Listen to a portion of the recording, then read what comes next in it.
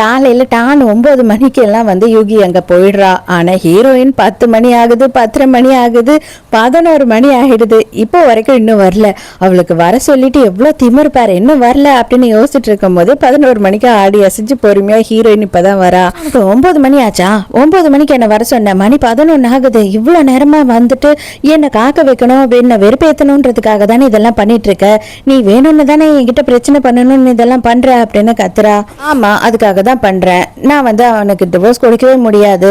நீ கிளம்புன்னு சொன்னா கிளம்பிட போறியா? இல்ல உனக்கு ஒரு அவசியம்ன்றதுக்காக தானே என்ன தேடி வந்திருக்க, அப்ப நீ வெயிட் பண்ணி தாண்டி ஆகணும் அப்படின்னு சொல்லி பயங்கரமா ஹீரோயின் வந்து இவளை வெறுப்பேத்தி விட்டுறா. அவ செம்ம கடி ஆயிடுறா.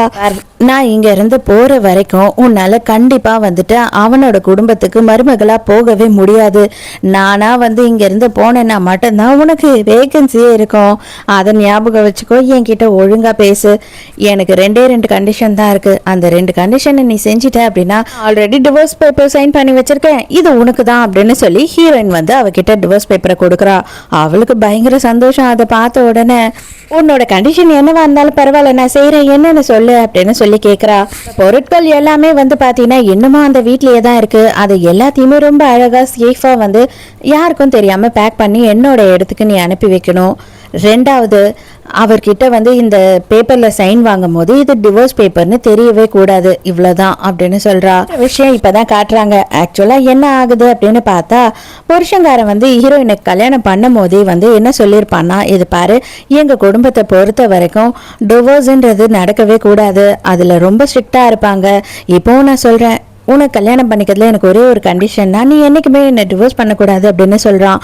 அதுக்கும் அவ ஓகேன்னு சொல்லியிருக்கா. அது வந்து அவன் மேல இருந்த காதலால. ஆனா இப்ப அந்த காதலே இல்லை. அதனால அவன் கேட்ட கண்டிஷனை நான் ஃபாலோ பண்ண வேண்டிய அவசியம் எனக்கு இல்லை அப்படின்னு நினைக்கிறா. இவளை பொறுத்த வரைக்கும் பயங்கர சந்தோஷம் ஆயிடுது. இது எல்லாமே எனக்கு ஓகே தான், இந்த 2ஐயும் நான் பண்ணிடுறேன் அப்படின்னு சொல்லி ரொம்ப சந்தோஷமா அங்க இருந்து போறா.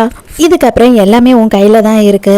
இனிமே வந்து என் கூட சேர்ந்து வாழணும்னு நினைக்கிறியா, இல்ல பிரிஞ்சா ஓகேன்னு நினைக்கிறியா, அது எல்லாத்தையும் நீ தான் முடிவு எடுக்க போற அப்படின்னு சொல்லி ஹீரோயின் மனசுக்குள்ள நினைச்சிட்டு இருக்கா.